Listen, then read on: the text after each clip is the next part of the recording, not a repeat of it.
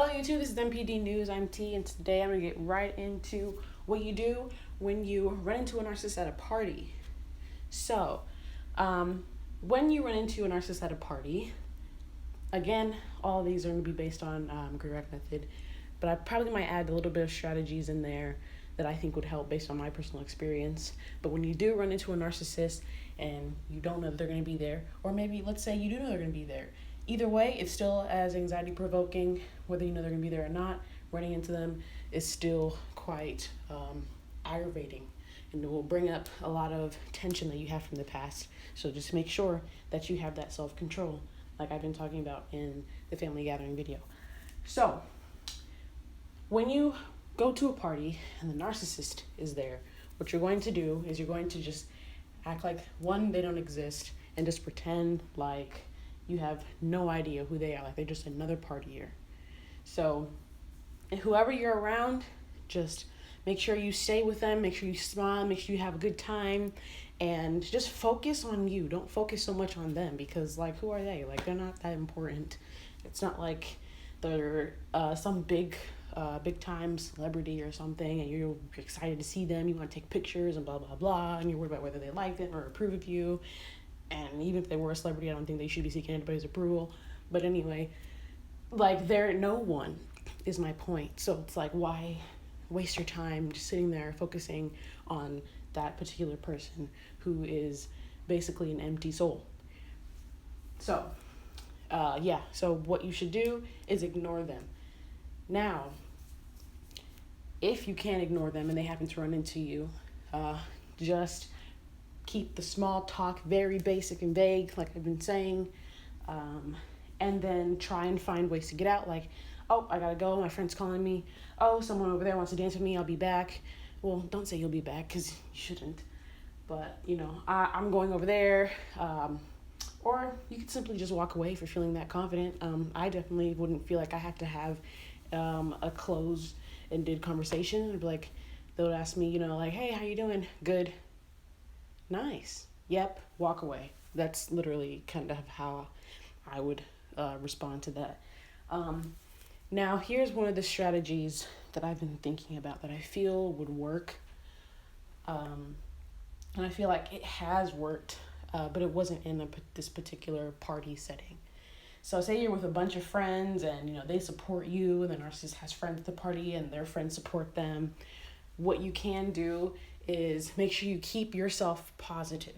Make sure you keep yourself as positive as you can, because not only will your friends see how happy you are, but whoever's supporting the narcissist, most likely they're the flying monkeys, and they will, of course, if the narcissist has their eyes on you, the flying monkeys will. So if you continue to be positive, the flying monkeys will see how positive and excited you are and notice what the narcissist is trying to be slick, basically, and trying to do what they can to ruin your day.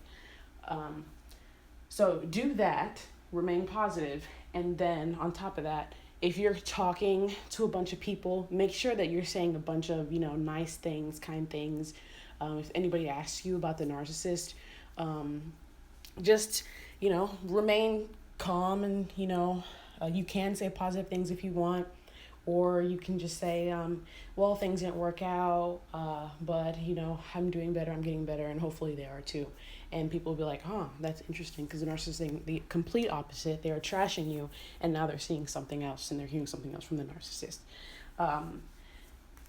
And also, as far as conversing with other people, you can also give people, especially if you know that they're flying monkeys, you can give them misinformation. So what you could try to do is a flying monkey will come to you, and they'll say something about, like, how have you been? Something about your life. How have you been? What have you been doing? And you could give them misinformation. You could say, oh, I'm getting a divorce, and my life is terrible. I'm not doing so well.